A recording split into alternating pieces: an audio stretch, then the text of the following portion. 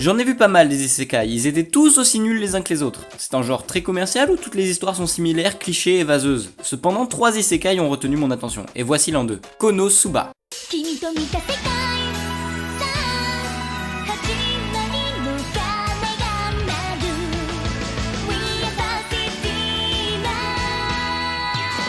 Konosubarashi Sekai ni Shukufuku wo, du premier coup je suis un gueudin, est une série de 18 light novels écrits par Natsume Akatsuki et illustrés par Kurome Mishima. Il a été adapté en animé en 2016 par Studio Deen, connu notamment pour Ranma en demi, Sakamoto Desuga et Log Horizon entre autres. L'animé contient 2 saisons de 10 épisodes chacune, avec un OAV en plus par saison. Il y a aussi eu un film d'animation Konosuba fait par le studio JC Staff. Bon, cette phase est comme d'habitude très chiante, mais on peut maintenant passer aux choses sérieuses. Kazuma Sato, suite à un râteau qu'il a reçu au collège, est devenu un hikikomori, donc il ne sort plus jamais de sa maison en gros. Il a 16 ans et est depuis en échec scolaire. Un jour il décide de sortir s'acheter un jeu vidéo, mais pas de bol, en voulant sauver une jeune fille d'un camion fou, il meurt écrasé. Enfin, c'est ce qu'il croit. Sa mort s'avère beaucoup plus nulle et ridicule que prévu, et donc la déesse l'accueillant aux portes du paradis se fout de sa gueule. Elle s'appelle Aqua et propose donc à Kazuma de se réincarner dans un monde de fantasy où il devra se battre dans la quête de vaincre le roi démon et de sauver le monde, comme dans à peu près tous les isekai. Kazuma décide de se venger du fait que la déesse se soit foutue de sa gueule, en l'envoyant de force avec lui dans ce monde parallèle. Et c'est ainsi qu'a été créé le groupe de clochards bracassés de Kazuma, composé d'une déesse stupide, d'une archimage incapable et d'une croisée masochiste. Ah, et oui, le héros est incapable aussi. Nice. C'est donc, comme vous l'aurez remarqué, une parodie du genre isekai, où en général tout réussit tout le temps pour le héros. Là, ils ont juste tellement pas de chance que ça en devient risible. C'est une comédie qui prend le contre-pied de tous ces isekai copiés les uns sur les autres en nous proposant tout type d'humour, en passant du noir, de l'absurde, du recherché ou même de simples clins d'œil. Bref, il y en a pour tous les goûts à ce niveau-là, et c'est bien des animés les plus drôles que j'ai vus pour ça. Et bien évidemment, l'humour surprend toujours, et il n'est donc pas chiant. Je pourrais m'arrêter là parce que c'est le plus gros, mais je vais continuer à développer parce que j'ai que dalle d'autre à dire. Vu que l'animé est centré sur l'humour, il n'y aura pas d'épisode long et chiant où l'on voudra faire avancer une pseudo-intrigue, comme dans certains animés qui perdent en fun à cause de ça, et c'est cool du coup. Bref, je me le suis maté 2 fois et je me tordais de rire à chaque fois. Pour l'histoire, c'est n'importe quoi, le héros est censé aller battre le roi démon, mais il abandonne Day One et préfère trouver un moyen de se prélasser malgré le fait qu'il soit à la rue. Ce que je veux dire par là, c'est que plus l'histoire avance, moins on s'attend à un dénouement, vu comment ça part dans tous les sens. Et pour le genre de l'animé, ça rentre comme papa dans maman. Ils vont croiser les généraux du roi démon par malchance et on sent que c'était pas du tout leur but de départ. Les méchants leur tombent dessus comme des crottes de pigeons sur votre pare-brise. Genre c'est inattendu et chiant, mais ça part plutôt facilement vu que c'est absurdement mou. Ce que je veux dire par là, c'est que les méchants sont parodiques eux aussi. Ils pensent tellement être méchants qu'ils en oublient comment se battre et se font pilonner le cul par des ruses idiotes. Mais surtout, le plus gros point fort de cette œuvre, ce sont ses personnages principaux. Je pense particulièrement aux 4 qui forment le groupe de Kazuma. Premièrement, nous avons la déesse Aqua qui se retrouve malgré elle à la tête d'un culte de vendeurs de savon. Elle est censée inspirer la beauté, la force, la pureté et plein d'autres, mais la seule chose qu'elle nous inspire, c'est de la pitié tellement elle est idiote et malchanceuse. Ensuite, Megumin, c'est une puissante archimage connue dans tout le continent parce qu'elle fait partie de la lignée des mages rouges. Sa magie explosive est la plus puissante du continent. Ah oui, ça elle est puissante hein, c'est juste qu'elle peut utiliser une seule attaque par jour avant de tomber de fatigue et de ne plus pouvoir bouger.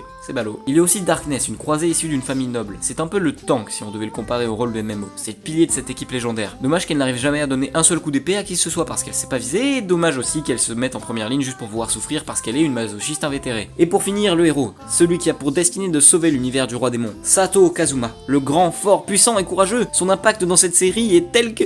Non c'est bon, je pense que je peux arrêter, oubliez-le, il a juste une stat de chance élevée, rien de plus. Et c'est le pompon vu toutes les merdes qui lui arrivent. Tous les personnages sont ridicules et ça aide énormément. Ils sont tous des grosses merdes et bah du coup on prend pitié d'eux au premier comme au second degré et on s'y attache très facilement. Ensuite pour rentrer plus sur l'aspect technique de l'animé, l'animation est assez bonne mais ne casse pas 3 pattes à un canard et c'est fait exprès. Quand il faut, elle sait être incroyable et aussi quand il faut, elle sait être minable. Ça contraste et c'est entièrement voulu. En gros cet animé brille de par son aspect nul et je tiens à souligner le mot aspect. Cet aspect nul parodie le genre qui est vraiment nul pour le coup et c'est parfait. Sinon à part ça les musiques rentrent très bien dans le thème, de même pour les openings mais surtout les endings qui font un peu campagne ou village paumé de début de jeu et du coup c'est cool. Qu'ai-je de plus à dire pour conclure à part que cet animé est hilarant de bout en bout avec des héros plus désespérants les uns que les autres et des méchants ridicules. Ça parodie à la perfection le genre isekai et bah en parodiant le genre cet animé se situe clairement tout en haut de ce même genre en fait. Pour finir cet animé est dispo sur Crunchyroll, regardez tous les épisodes ainsi que les OAV et le film si vous aimez rigoler parce que cet animé va vous transporter dans un autre monde et c'est le cas de le dire. Bon du coup moi je vais vous laisser sur cette blague vaseuse hein, sayonara.